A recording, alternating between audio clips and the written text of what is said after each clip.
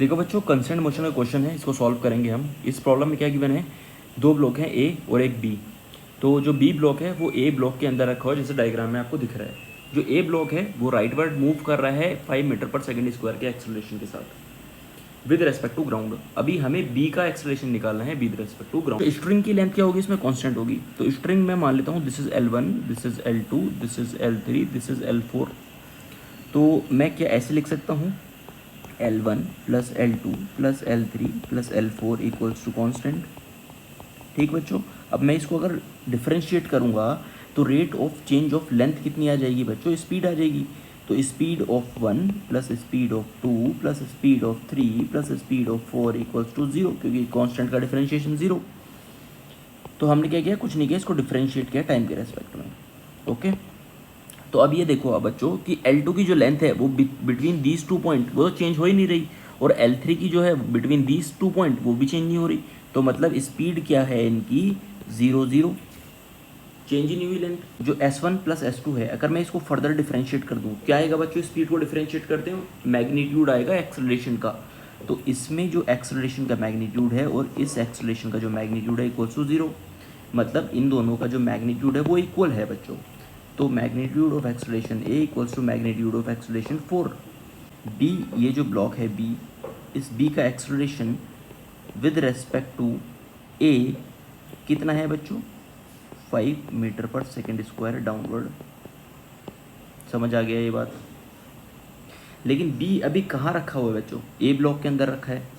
तो अगर मेरा ऑब्जर्वर यहाँ है तो उसको ए तो चलता हुआ दिखेगा और बी नीचे आता हुआ दिखेगा।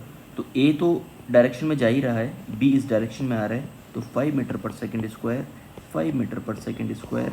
तो इसके जो रिजल्टेंट होगा बच्चों 90 डिग्री पे हैं, तो ऐसे आएगा resultant 5√2 metre per second square. तो ग्राउंड पे जो बंदा होगा उसको इस एक्सेलरेशन से ये ब्लॉक जाता हुआ दिखेगा। इसको फॉर्मूले से भी कर सकते हैं। Acceleration of B with respect to ground क्या होता है बच्चों, acceleration of B with respect to A plus acceleration of A with respect to ground. तो एक्सेलरेशन ऑफ बी कितना था बच्चों, 5 मीटर पर सेकेंड स्क्वायर, लेकिन इसकी डायरेक्शन दूसरी थी, डायरेक्शन ये थी।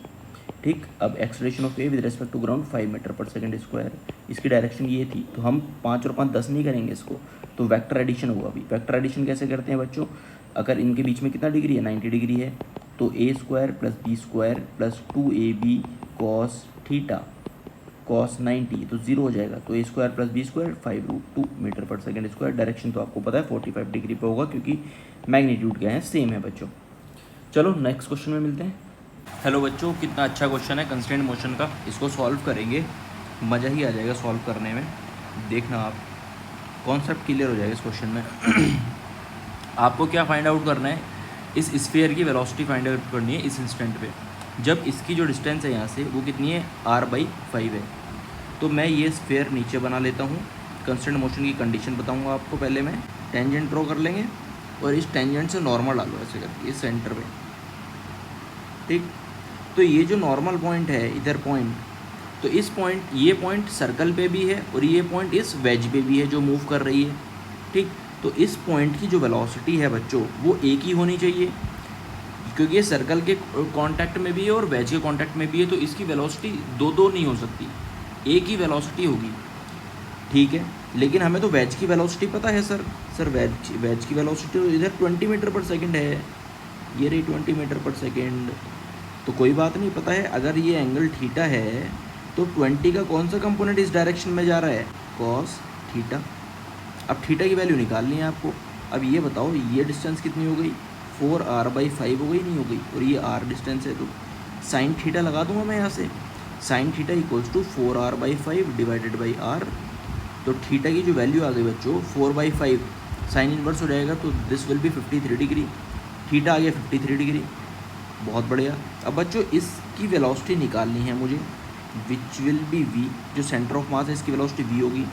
तो अगर मैं ये v जो है, अगर मैं इस v को इस पॉइंट में शिफ्ट करूँ पैरेलल, क्योंकि velocity is a vector quantity, parallelly we can shift vector. तो ऐसे करके यहाँ पे अज्यूम करूँ तो इसका कंपोनेंट इसका कौन सा कंपोनेंट आएगा इस डायरेक्शन में बच्चों, इसका कौन सा कंपोनेंट इस डायरेक्शन में आएगा। अगर ये 53 डिग्री है तो ये 37 डिग्री हो गया। ठीक है बच्चों, तो 20 cos theta should be equals to v cos 37 degree, तभी तो ये इस पॉइंट की वेलोसिटी सेम होगी।